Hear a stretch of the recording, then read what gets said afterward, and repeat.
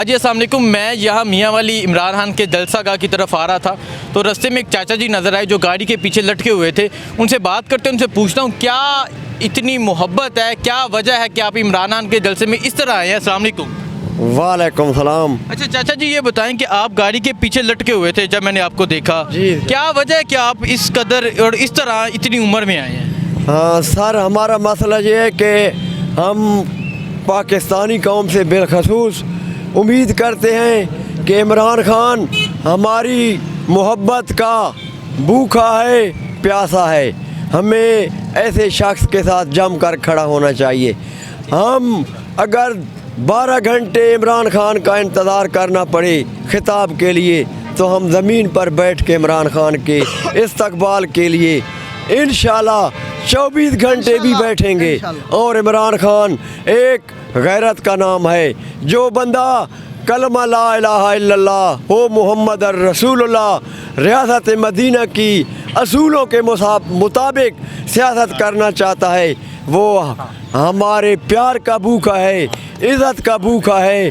हमें चाहिए कि हम ऐसे लीडर को ज़ाय ना करें, क्योंकि इमरान खान जैसा लीडर, एक लीडर 74 साल पहले कैद आज़म मोहम्मद अली जिन्ना था, जिसने हमें एक आज़ाद खुद मुख्तियार पाकिस्तान दिया था। उस विज़न की रखवाली करने वाला पाकिस्तान में वाहिद लीडर है जिसका नाम है इमरान खान। अगर ये शख्स पाकिस्तानी कौम को ना मिलता तो पाकिस्तानी कौम एक भेड़ बकरी की मानद थी। यहाँ गैरों का आलमी थानेदार का हुक्म चलता था और हमारे हुक्मरान उसके आगे ढेर हो जाते थे। वाहिद इमरान खान ऐसा पाकिस्तानी लीडर है जिसने आलमी थानेदार की आंखों में आंखें डालकर बातें की हैं।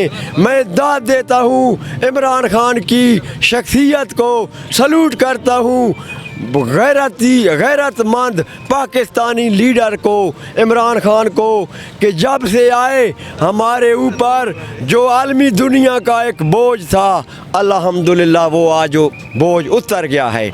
जिसकी वादे मिसाल हमारे अफ़गानी भाई थे, अफ़गानिस्तान के अवाम थे। उन पर एक अहमद करज़ई जो अमेरिका का कठपुतली था, अशरफ गनी जो अमेरिका का एजेंट था, अफ़गानी कौम की अल्हम्दुलिल्लाह इमरान खान के आने से इन दो कठपुतलियों से जान छूटी और अल्लाह के प्यारे लोगों का, अल्लाह के महबूब के दीन की हिफाजत करने वाले, जो कि पहले दुनिया कहती थी दहशतगर्द, वो दहशतगर्द नहीं थे, वो अपने हकूक़ की जंग लड़ रहे थे, जिन पर उनने अपना तन मन धन कुर्बान करके 17 साल तक अपने हकूक़ की जंग लड़ी।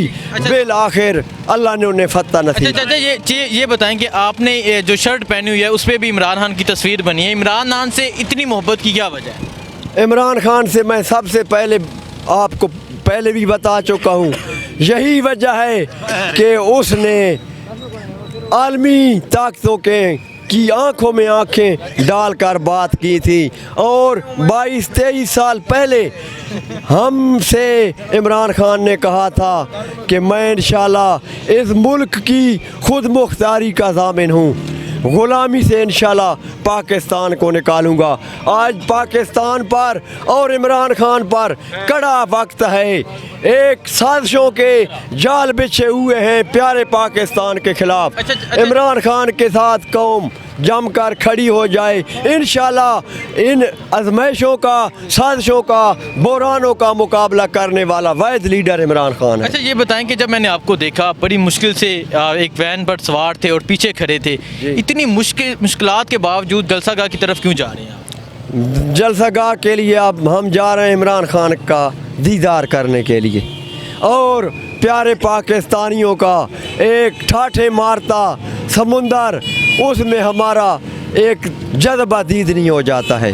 ठीक है, जो अपोजिशन है, जो नवाज शरीफ, आसफ अली जरदारी, उनके बारे में क्या कहते हैं? वो तो कहते हैं कि इमरान खान ने मुल्क को तबाह कर दिया है, मुल्क का दिवालिया निकाल दिया, लोग इमरान खान से तंग आ गए हैं। मैं सिर्फ उनके बारे में ये बात कहूँगा कि मैं उनसे सवाल करता हूँ, क्या आपकी 40 साल सियासत और इमरान खान की 3 साल सियासत में फ़र्क कितना है?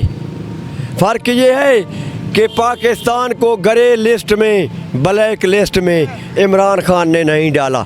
उन्हीं के अमालों से आज हम भुगत रहे हैं। चाहे हमें बुरहानों का सामना हो, ग्रे लिस्ट, मुल्क का दिवालिया, पाकिस्तान का दिवालिया आसिफ जरदारी और नवाज शरीफ ने निकाला, इसमें इमरान खान का कोई अमल दखल नहीं है।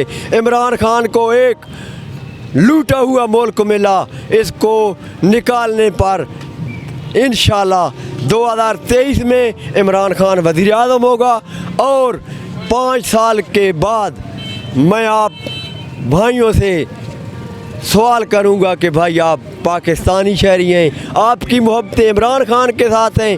आज के पाकिस्तान और 10 साल पहले के पाकिस्तान में आपको फ़र्क महसूस होगा इंशाल्लाह। वालेकुम सलाम। क्या कहते हैं खान साहब के बारे में? खान साहब के आज आप जलसे में आए हैं, खान साहब के बारे में क्या कहेंगे? खान साहब के जलसे में आए हैं। खान साहब ने जो हालात थे वो बताने उसने बता दिए हैं। बाकी हमारे लिए यही बेहतर है कि हॉस्पिटल जो बन रही है ये भी हमारे लिए बहुत अच्छी है। दूसरा एक रोड का जो उन्होंने ऐलान किया है मुजफ्फरगढ़ से बालकसर तक, तो वो भी अगर बन जाए तो हमारे लोगों के लिए अच्छा है।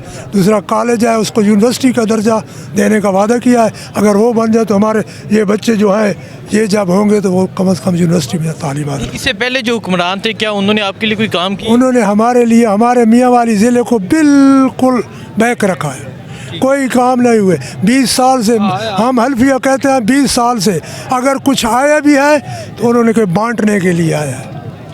अस्सलाम वालेकुम जी अस्सलाम। तुसा खान साहब के बारे की कहो? तो खान साहब बहुत अच्छा आदमी है जी, बहुत अच्छा पैकेज ऐलान किया ਜਿਹੜਾ अपना मुजफ्फरगढ़ ते बालकसर रोड तक दिता।